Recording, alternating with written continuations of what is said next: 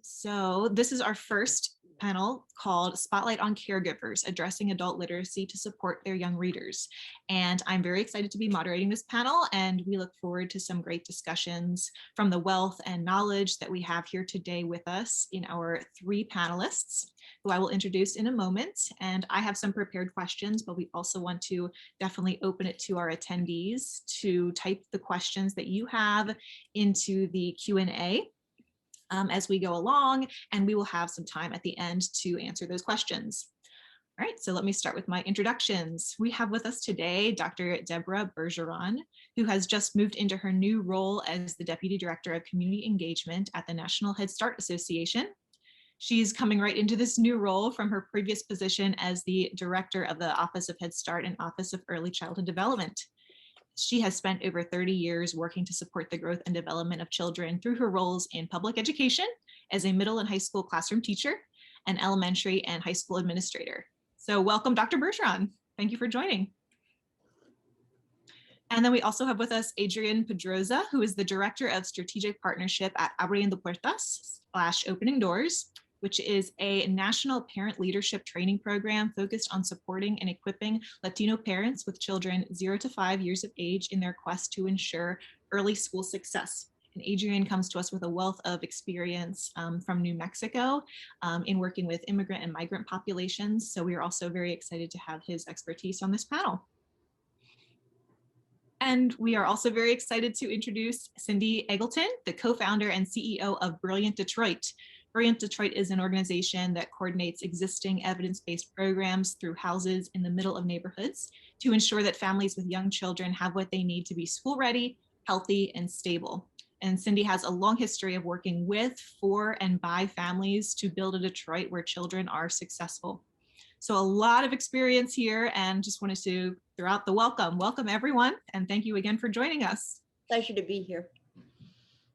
All right, let's start with some of our questions. Now, we do have a very passionate group here that works to serve young children through their support of and championing parents and caregivers as their child's first teacher, and really valuing the knowledge that families have and bring when raising their child. So I'm going to direct my first question to Adrienne, and they'll all have a chance to answer the questions. I'm going to start with Adrienne. What have you heard from caregivers that you've worked with who either have a limited literacy or a language barrier where families speak another language about raising these young children? And in addition to that, as we are talking with a group of healthcare workers here, what are you hearing from these caregivers about their experience within our healthcare system? Well, first of all, Carrie, and to reach out and read, we are grateful for you all having us here as a part of this panel presentation. We have the honor and privilege to work with families across 40 states throughout Abriendo Puertas. We primarily work with immigrant Spanish-speaking families, and we hear their wonderful stories of how much they want to do their best to provide opportunities for their children. We know that 1 in 4 households in the U.S. With young children from 0 to 5 have at least one immigrant parent in their home. So language and culture is very important to the clients, right, that you're seeing from immigrant backgrounds. Many times, as we hear from our parents, their home language might not be English, or they might be hearing, more than one language in their household.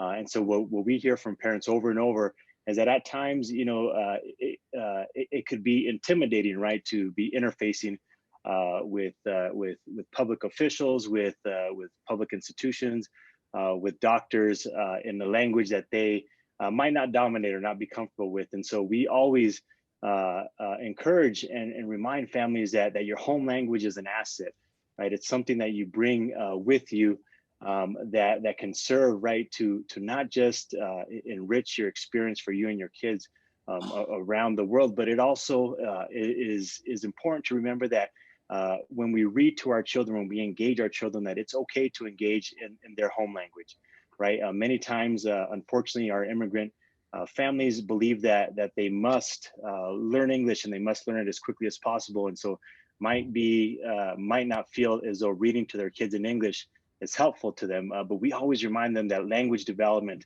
happens in multiple language at the earliest age, right?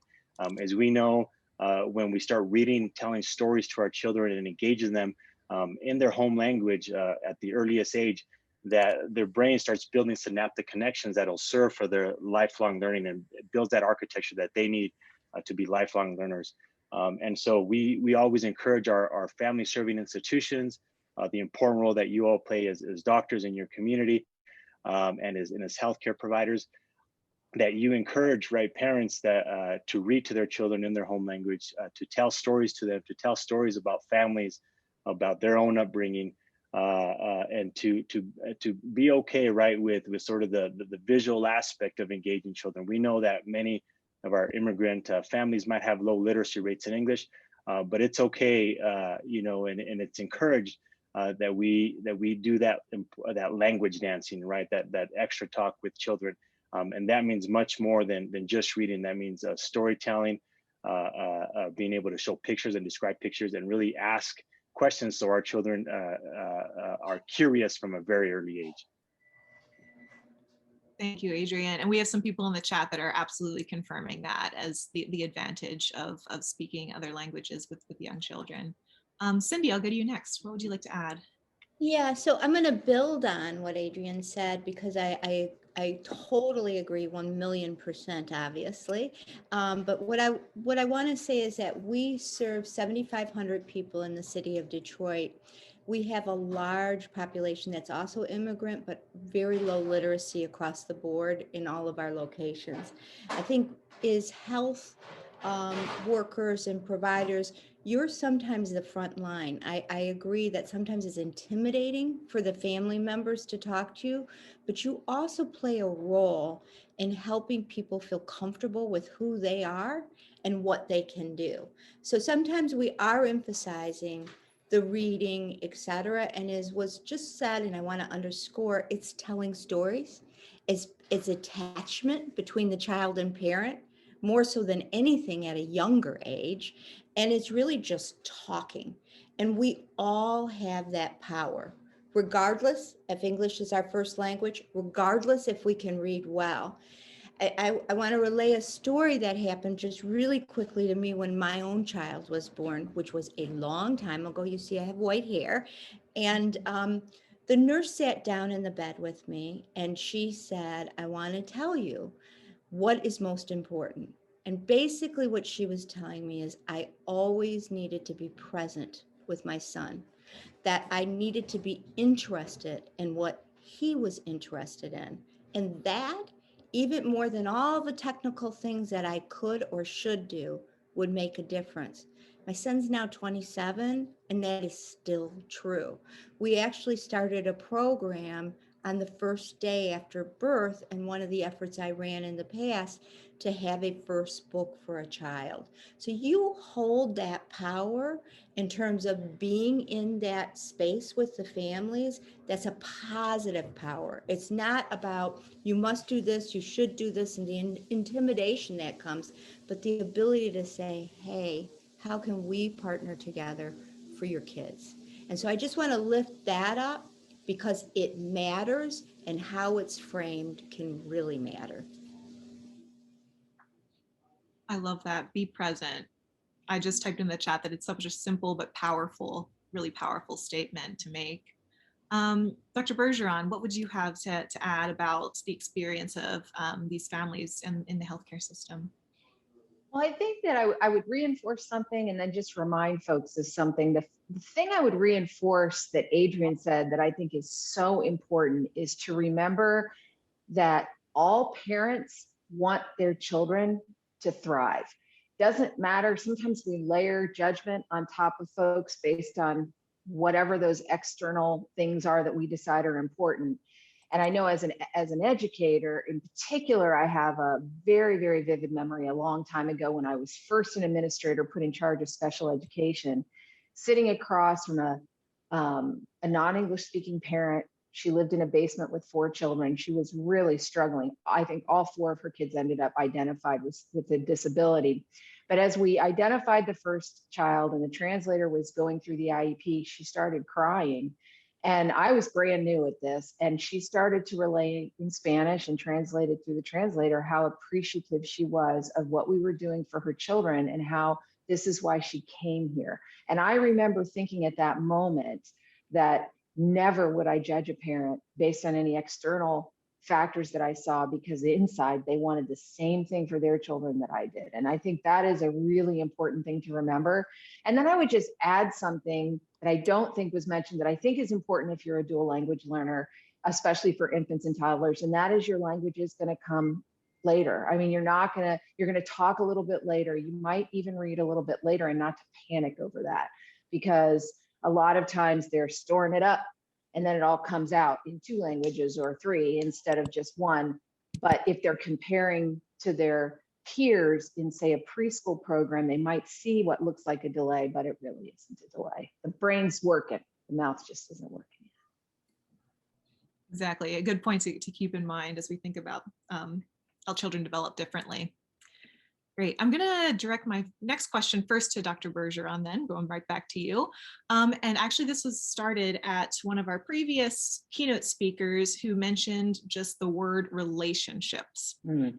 And so when we think about the experience of families coming with language barriers, how can we use that information, the experience of families, to build on the unique relationships and build trust between parents and caregivers and the healthcare workers? That's such a good question and really, really good topic. I know, having come to the Office of Head Start from public school, and that sort of experience, which I learned would be quite different than what Head Start and Early Head Start really focuses on. I think we can learn a lot from a program that's been around for 5.5 decades and has really stood the test of time and evolved with different research emerging. But if you go all the way back to the very beginning of Head Start, the absolute focus was the parent and building a trust relationship with the parents, period. That was it.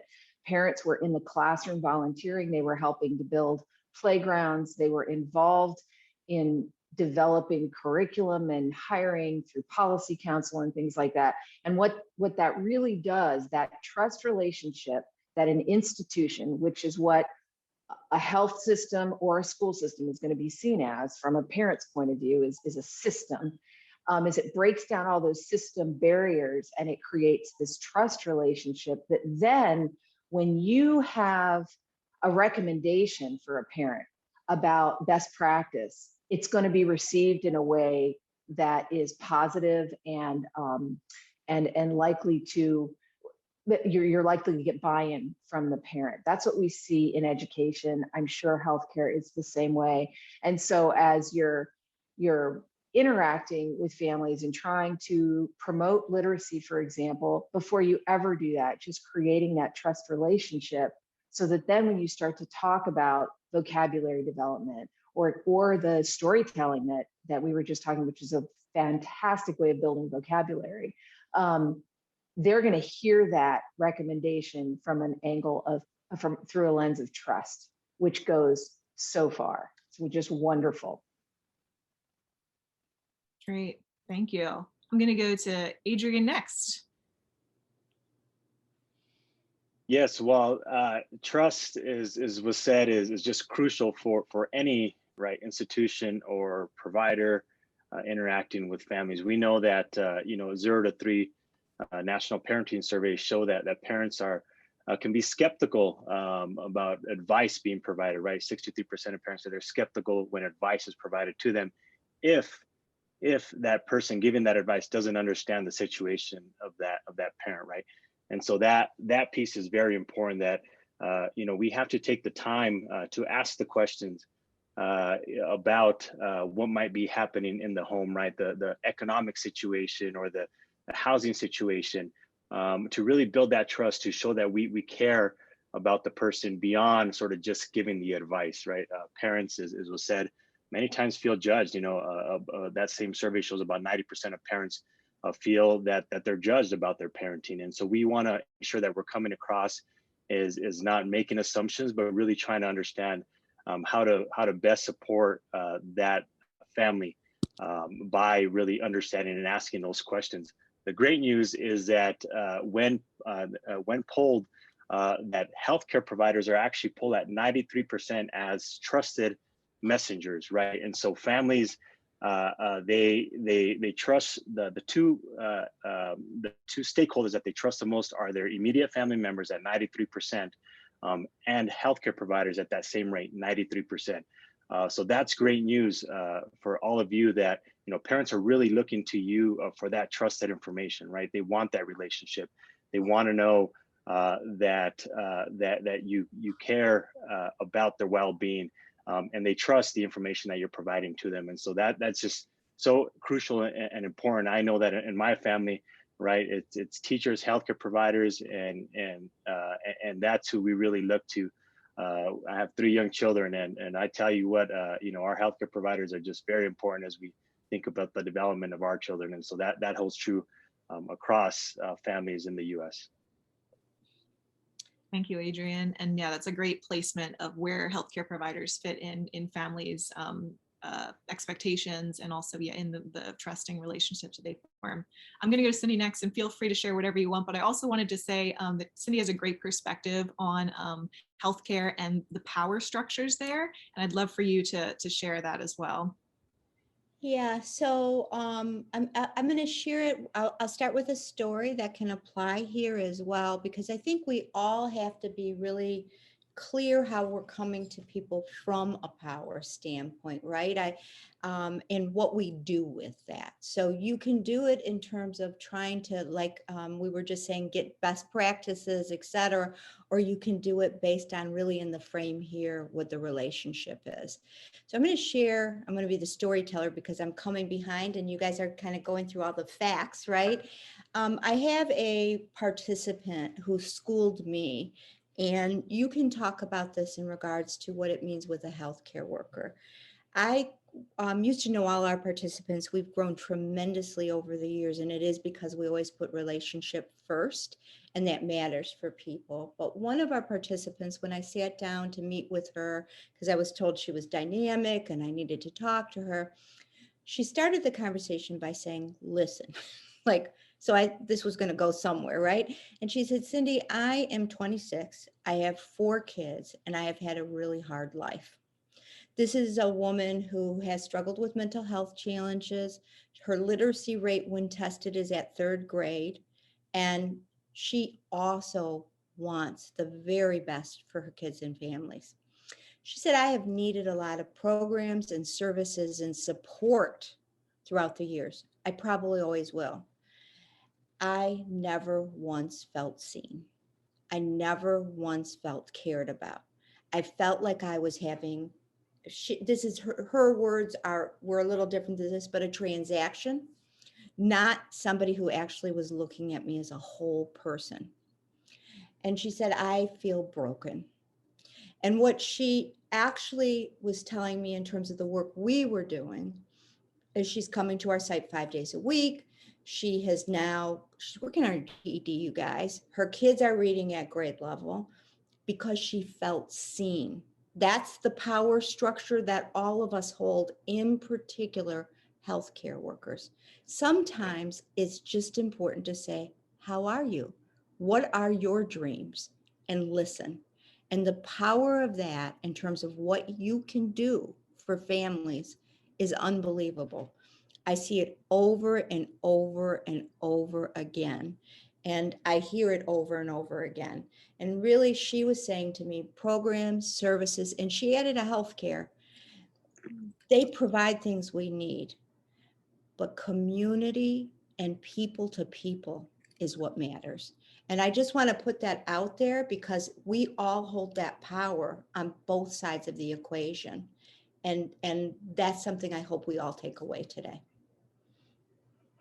If I could add one thing to that jogged my memory when you were talking, and it's related to a big push that we do in Head Start and Early Head Start in terms of health, and that is making sure our children have a medical home. That's an important part of this relationship piece, because if you're popping from doctor to doctor to doctor or practitioner to office, it's very difficult to get that relationship built. And because of the often transient nature of our families, it's hard to do that, but we make an extra effort to make sure, even if they move further, that somehow we keep them engaged with that initial medical home that they created. And then long term, that relationship is much easier to form.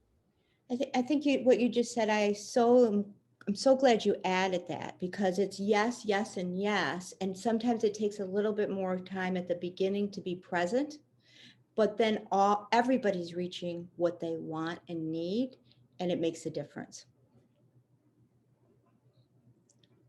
That's great. And I want to, basically I'm asking almost the same question, maybe just honing it in a little bit, but what specific ways and advice would you have on how we can honor the strengths that parents bring in their child's development? You guys have mentioned quite a few of them already, but if there's any other tips that you would like to share, feel free. I'll start with Adrian. Yes. So just reiterating that, that the overwhelming, right, above 90% of parents say that parenting is their greatest joy, right? So honoring that and starting with that parents are really trying to do their best, despite maybe challenges or struggles that they have. Sorry, my phone rang there. And so I think also just reminding ourselves that that parents might be interacting with us as providers from very difficult standpoints. We work with quite a number of families that have come from mixed immigration statuses, right? That that they might have undocumented people in their homes.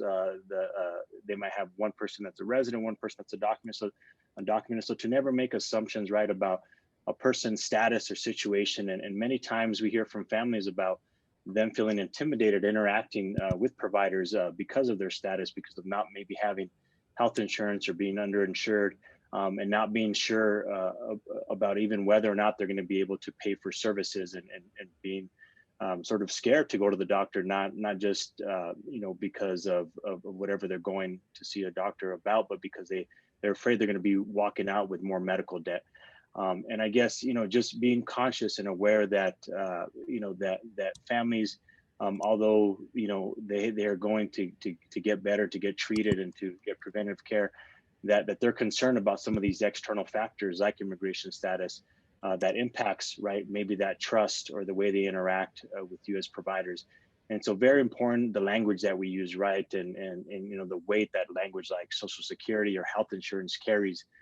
For some families, that it's a weight that many families carry with them, and really that we have to really work through, right, as we build trust and ensure that families understand that we're there, right, in their best interest, and try to find as many paths for them to get the care that they need, right, in a way that doesn't put additional pressure and stress in the already stressful situation of maybe having mixed immigration status in the household. So that's a very real thing. We know that families, over the years feel that immense pressure because of the anti-immigrant sentiment and the policies, right, that many times is separating families, is making families fearful of their status. And these are things we have to work through as institutions, right, to ensure that we do everything possible to make families feel safe and secure, especially as we think of their well-being of health and mental health. Thank you so much for that.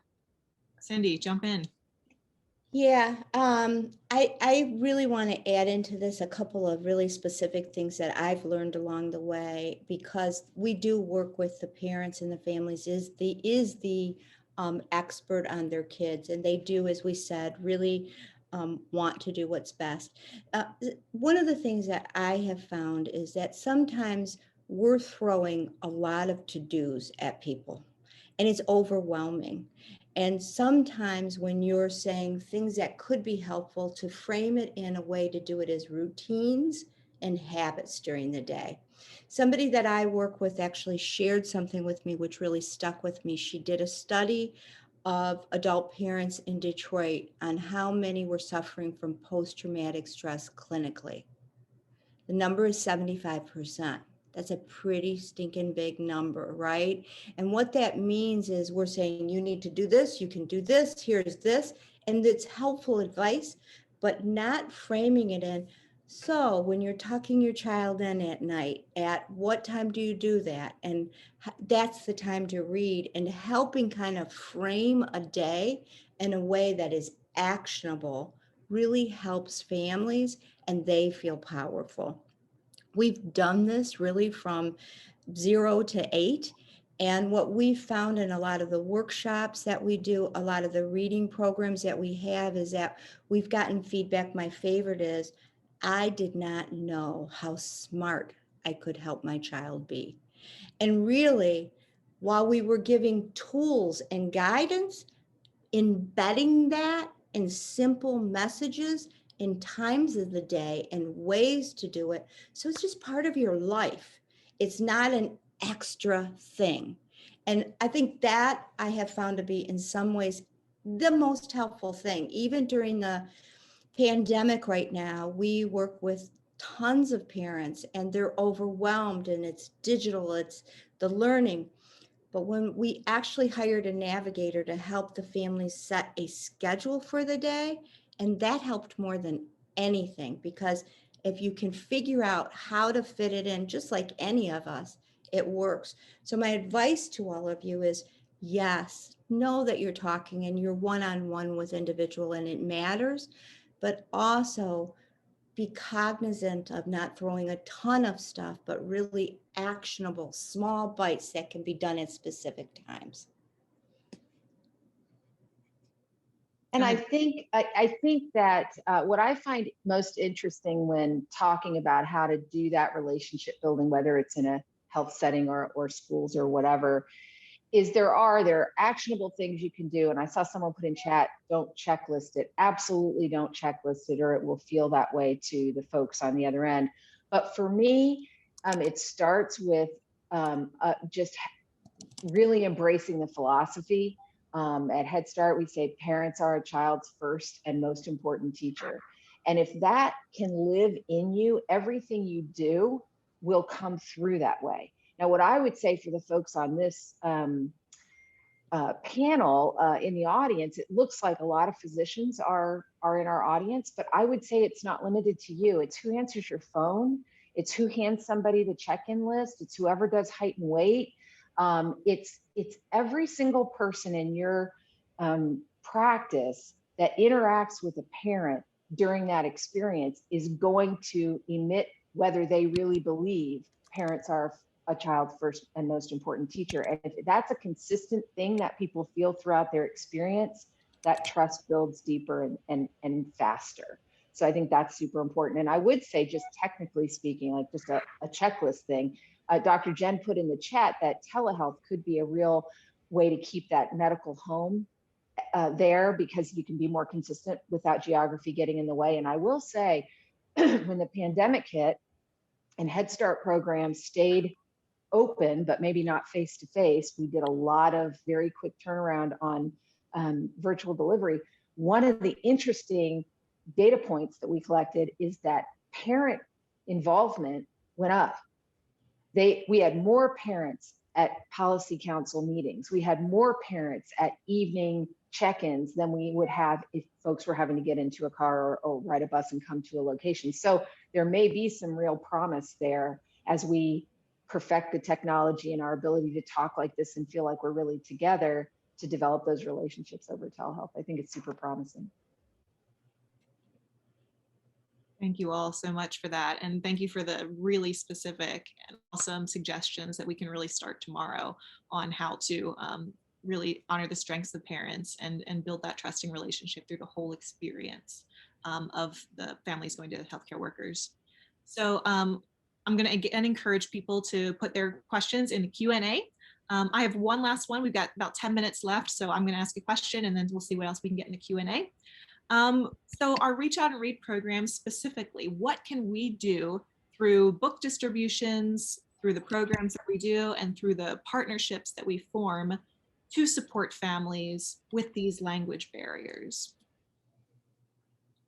I will start. I'm actually going to go right back to Dr. Bergeron for this, if that's all right, because you come from Head Start field, and Head Start really does inherently in its structure champion parents and does a lot of this already. So what would you have for our Reach Out and Read programs? Well, certainly I think top of the list, and I'm sure Adrian thought of this right away, is just having books in different languages. I mean, you have to be able to feel comfortable, and that's a huge benefit to parents. If all they get are books in English and they can't read English, doesn't hurt a kiddo to have a book at home on the floor for sure, but it's much better if mom and dad or anyone living at home can help guide them through it. And certainly, I'll be a little selfish here, as you look for local collaboration building in your community. I mean, connecting with Early Head Start and Head Start would be great. You're going to get right to those parents, and I know they're always looking for books that they can give to families, and coming up with those. And I'm sure there are other organizations that would be equally as appropriate that you probably already collaborate with. But I think those community collaborations are the easiest way to get to parents through organizations like Cindy's that already have that trust relationship. So you've already got that formed, you have a resource to bring to the table. And then, you know, anything you can do to support the parents' professional development too. They need to understand how literacy forms. How do kids learn letter recognition? How do they learn to read? What do we expect that to look like? And how can I support my child? Parents really love knowing more about how their kids learn, the whole meta piece of it. They actually really get excited when we help them learn those things. Thank you for that. And the connections with Head Start is also something that I know Krista and I have been thinking about as well. So thank you for bringing that up. We'll go to Cindy next. Okay, so I'm going to underscore Head Start because that's a base, right? And you want to get even earlier than that. Our work is with partnerships, and I'm going to say it matters. If you in healthcare know that it takes all of us, not one of us, but all of us to make a difference. And it's how we're both connected in a partnership, but aligned. So we're also kind of saying the same things, doing the same things, et cetera. And that's an important piece of it.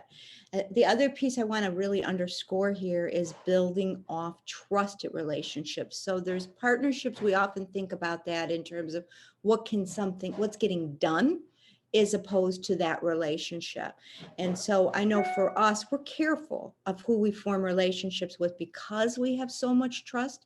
And I would tell you, we have about, 8 groups reaching out to us a day right now because of the trusted relationships. So find your trusted relationships in the neighborhoods and honor it, which is listening. The very first thing is to listen. The last thing that I want to say here in terms of building trusted relationships, and a little bit about Dr. Bergeron, what you were saying about books and books of choice from different languages, is just books of choice. We're looking to build a love of reading, and that something is self-determined and that people can own. We don't own it for them. And so part and parcel to that is no judgment in some ways, is to create opportunities for people to choose and be part of their own path as opposed to dictating for it. Those are the ways that I think you can build. I see my friend Adrian shaking his head like that. Those are the ways you can really build that strong foundation. Absolutely, Cindy, and also in having options and choosing, it's always great, when you can allow the kids to kind of pick and point to the book that they want and give them that also that agency to pick what's interesting to them. My 3 kids, they all read very different books. My boys, they love the Diary of the Wimpy Kids, and my daughter's, is a more serious reader. But allowing them to really, without judgment, yes, pick what's interesting to them. I would also say that as you distribute books, to encourage them to visit their local library. It's such a huge resource that that we often promote in our program to help families understand, right, what exists as far as resources in their community to access more books, right? You might be able to hand them, 1 or 2 books, but to help families to understand where they could find additional books as their children really want more options and want to grow their home library or rotate out books. All those local resources are very important. And, don't take it for granted that sort of, everybody knows how to access their local library. We know there are different sometimes, restrictions and information that libraries ask for that that parents might have barriers in providing. So, make sure that that local library is friendly to families, regardless of their immigration status or whether or not they even have an ID or driver's license. Many times that's a simple barrier for a family, that we need to sort of help them through. Also, just encourage, connect them to their home visitors, as Cindy was saying, to the local, to some of those programs that really look at that 0 to 3 age range. Of course, we all know that, that reading should start at birth, and that language, engagement, the language dancing and extra talk should start at birth. So really connecting with home visitor programs, nurse family practitioner, parents as teachers, all those are very important to connect families to. All right, thank you all. I see we have someone raising their hand in the Lauren Wodelis. I'm going to allow you to talk. You want to ask your question?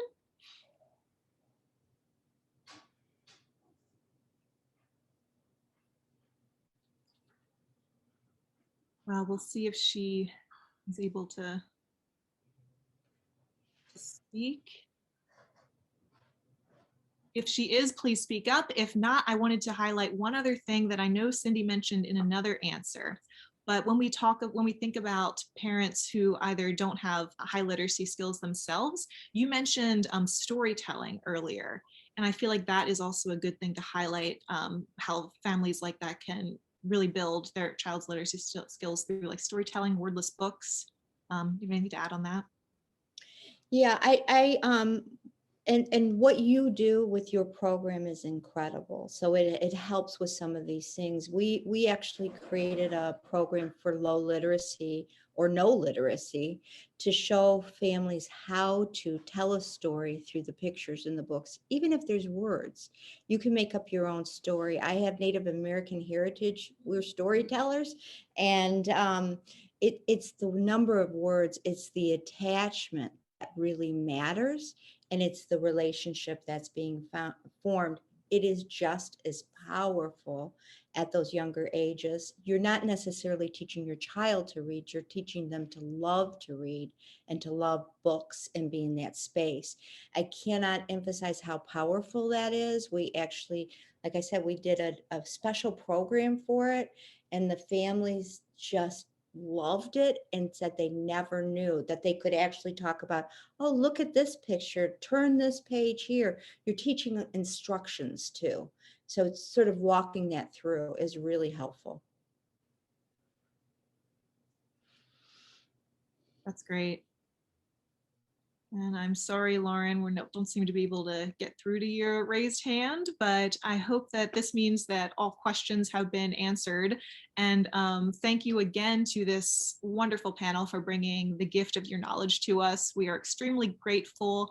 And it was even just great having this virtually. We were able to bring all of you together from all across the United States, literally. So thank you so much again.